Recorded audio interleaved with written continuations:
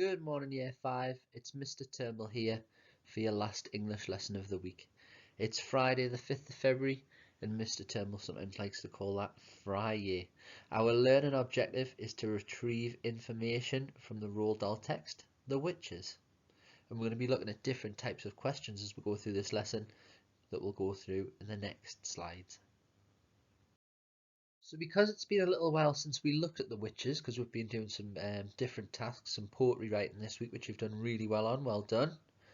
I thought it would be a good idea to recap some previous learning.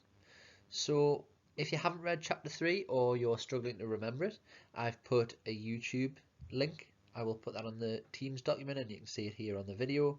And also I'll attach a PDF document to the Teams assignment as well that you can go and have a read through.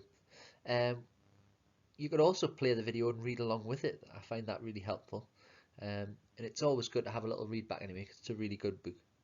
So after you've done that, pause this video and have a look at these questions. The first one, what has happened so far in the story? So that's a summary from chapters 1 to 3. What did we learn in the last chapter? How can you recognise a witch? Who are the main characters? And what is your prediction for chapter 4? And the title of chapter 4 is The Grand High Witch. What might we learn in that? So if you want to pause now before we move on to the next part of the lesson. Today we'll be looking at the chapter The Grand High Witch, and this will be page 13 on the PDF that I've attached. As said previously, you could watch the YouTube video and read along at the same time. I find that really helpful for retaining information and taking in the story a little bit better. So what will we be covering today once you've done this? We're going to be looking at some retrieval questions, which is a skill that we've done quite a lot of and you should be getting really good at now. We're going to be looking at a bit of inference and we're going to summarise at the end. Now we're going to look at inference in a little bit more detail before you watch chapter 4 because I want you thinking about this as you're reading it or listening to the story.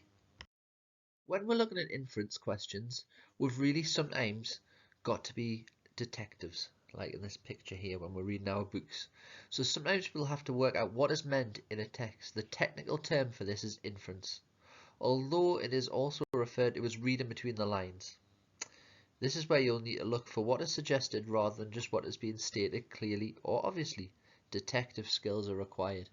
So when we're doing our retrieval questions, you actually look, skim and scan the text and we find information.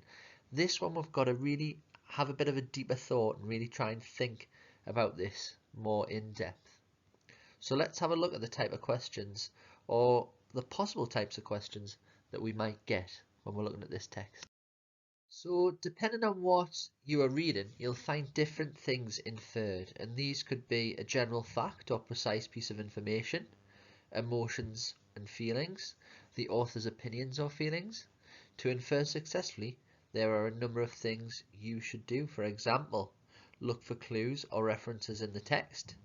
Think about the connotations of words used in the text, and match something in the text to your own understanding, experience or knowledge.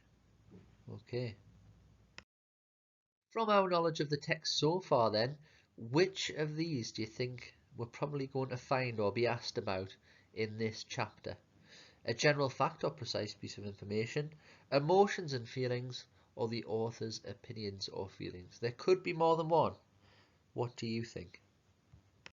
So just before we get started on the witches then, let's warm our inference skills up a little bit.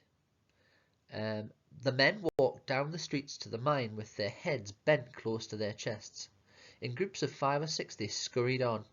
It was impossible to recognise individuals from the small gaps between their caps, pulled down over their eyes, and the tightly bound scarves tied tightly over the bottom half of their faces. Right. So let's have a think. Can you make any inferences from this text? What can you learn? Really think like reading detectives, and we'll have a look on the next part of the video. Pause the video now and see if you can have a go. So this would be a really good example of a good inference made after reading a text. So it says that you should be able to work out that it was cold and windy. You probably arrived at this answer because you associated hats pulled down and scarves with winter or cold weather.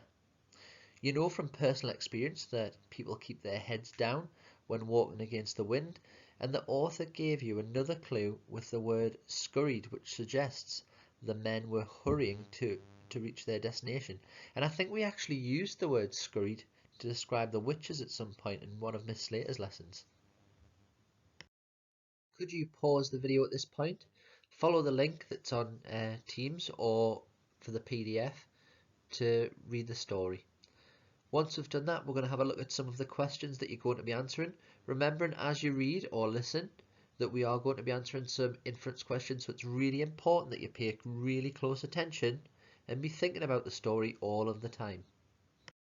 So just before we start to try and answer these questions, let's have a read through and let's see if we can work out what type of question it is and therefore what type of answer we're going to have to give. So the first one, why would somebody write a will? Okay, after I finish reading all of these out, you can pause this and you can have a go and tell me which ones you think, what type of question it's going to be.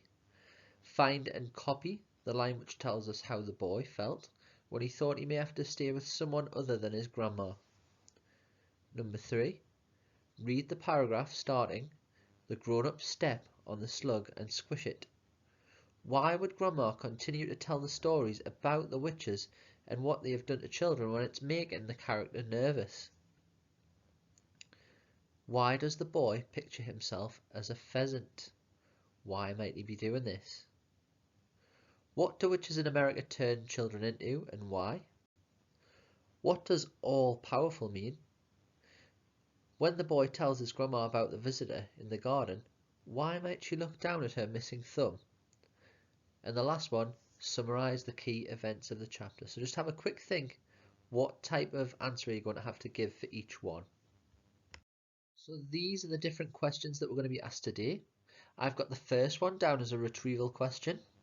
The second one is also a retrieval question, and we can tell that straight away. You'll have seen this a lot of times. Find and copy.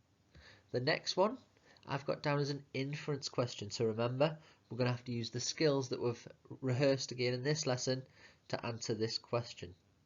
Number 4, the first part of the question was retrieval, but why might he be doing this? It's inference. You've got to read between the lines to try and work that one out. What do witches in America turn children into and why is a retrieval?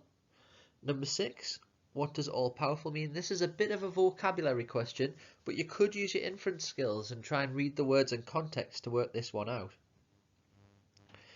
Number 7 was an inference question. That was a good one, that one, when she looks down at her missing thumb. I wonder why she does that. And number 8 is a summary. Summarise the key events of the chapter. Remember, when we do that, we've got to do it in really short sentences, not too much detail, just a really short, succinct answer, so that if I were to read your answer, I would know the key events of this chapter. Okay, Year 5. Good luck answering the questions. I really look forward to seeing your answers on Teams. Have a great weekend.